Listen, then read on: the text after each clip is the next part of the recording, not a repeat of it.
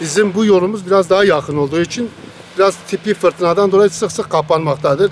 O yüzden bu hava şartlarına göre havanın iyi olduğundan dolayı bu yola başlamışız.